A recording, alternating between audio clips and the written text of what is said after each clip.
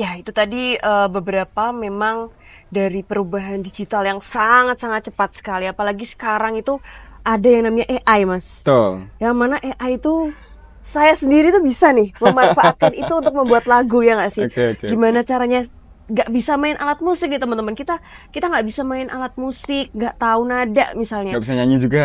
nggak bisa nyanyi tapi bisa buat lagu loh, keren nggak sih? Iya, Yang iya. mana kita cuman yang penting bikin liriknya, bikin bikin kira-kira susunannya seperti apa, setelah itu dimasukin ke AI jadi lagu dan ada yang nyanyi gitu kan. Iya, Nah itu oke. menurut Mas Wiji gimana, apakah itu eh ibaratnya orang sekarang dengan mudahnya gitu kan mengakses itu, Iya. bisa membuat lagu sendiri gitu, walaupun ya memang mereka membuat itu juga nggak melulu bisa viral mungkin Iya ya, sih, ya. tapi kan semua orang bisa membuat karya sekarang. Nah itu bagaimana? Sebenarnya kalau AI itu masih agak perdebatan mungkin ya. Iya. Jadi nggak cuma di musik sebenarnya, di biologi, di apapun itu sebenarnya AI masih perdebatan. Emang itu bagus banget. Betul. Itu sebuah loncatan teknologi yang sangat melompat berpuluh-puluh langkah ya kan.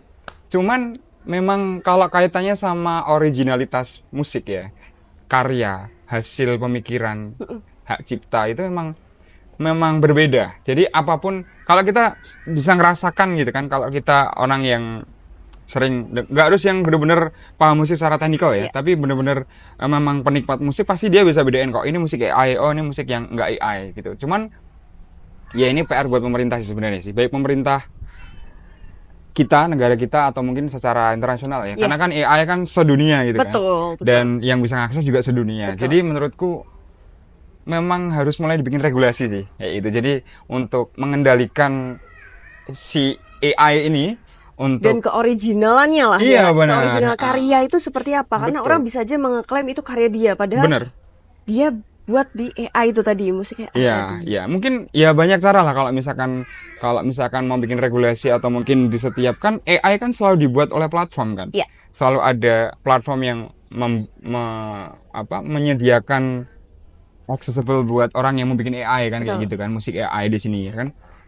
Bisa lah dibikin entah mungkin ada watermark yang bisa dihapus Oke. dari audionya atau apapun lah gimana caranya, tapi menurutku memang harus benar-benar diseriusin untuk masalah AI dari sisi regulasi. Tapi kalau loncatannya teknologinya keren banget sih. Keren, betul Iya. sekali. Nah, Suaranya bagus banget. iya kan suara-suaranya nggak ada yang fals loh. Nggak ada yang fals Iya, ya nggak ada kan? yang fals itu. Benar, benar. Nah, menurut Mas Wiji sendiri nih, kira-kira dukungan dari pemerintah ya, tadi karena kita sudah menyinggung masalah Iya. pemerintah nih. Dukungan dari pemerintah di industri musik itu seperti apa yang Mas Wiji mungkin pernah dapat atau pernah tahu nih.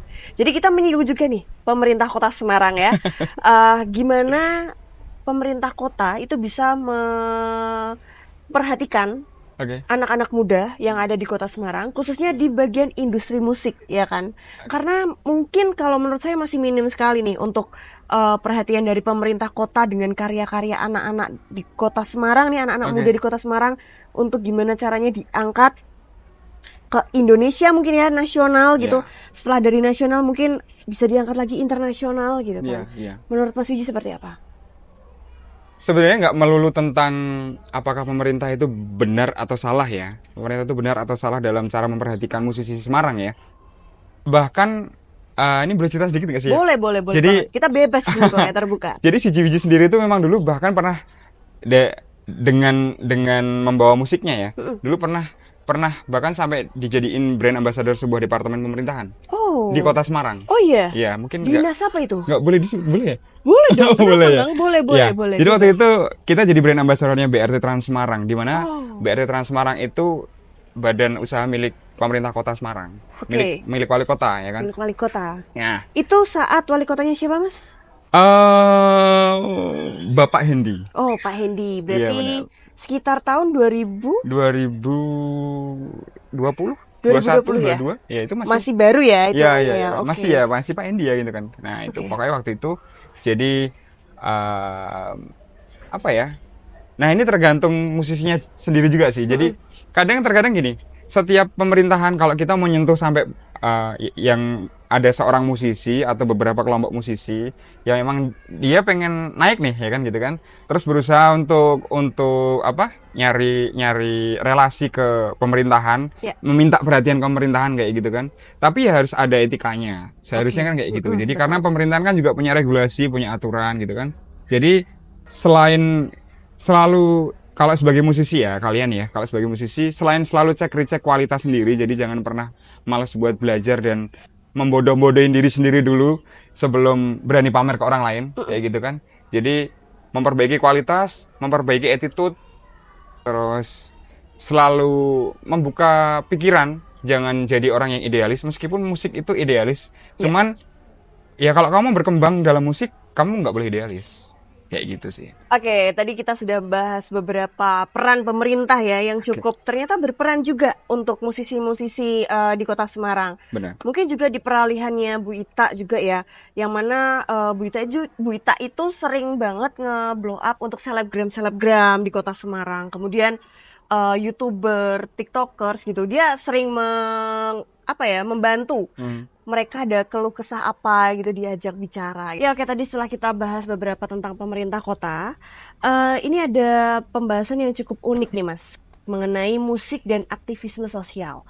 Jadi banyak musisi sekarang itu semakin berani untuk menggunakan platform mereka untuk menyuarakan pendapat politik dan sosial. Oke. Dan pada tahun 2024 ini, lagu-lagu yang mengangkat isu-isu seperti perubahan iklim, ketidaksetaraan sosial, hak asasi manusia, dan pemberdayaan perempuan, atau mungkin mental health itu benar-benar lagi sering kita dengar gitu kan.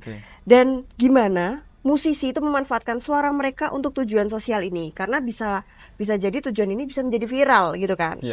Terutama di kalangan audiens muda yang sensitif nih terhadap isu-isu tersebut. Justru kalau dari musisi sendiri, kalau soal menggunakan media atau lagunya untuk menyenggol urusan sosial atau politik itu dari dulu ya. Udah dari dulu banyak banget kayak gitu. Jadi kalau sekarang ada juga, ya nggak kaget dong. Cuman bedanya kalau sekarang kan udah ada platform nih, ya kan. Di Instagram, TikTok bisa cepet. Begitu upload naik langsung viral kan kayak gitu. Sebenarnya oke aja. Yang penting musisi tetap berhati-hati ya. Karena kan pasti kalau kita tentang sosial atau menyentil seseorang atau beberapa pihak itu pasti ada resikonya. Jadi harus tetap berhati-hati, tetap dijaga lirik-liriknya, jangan sampai yang terlalu sarkas banget gitu kan. Tapi tetap kiasan, tetap bagus, tetap baik. Dan itu malah justru sebagai wujud kalau musisi juga peduli dengan masyarakat.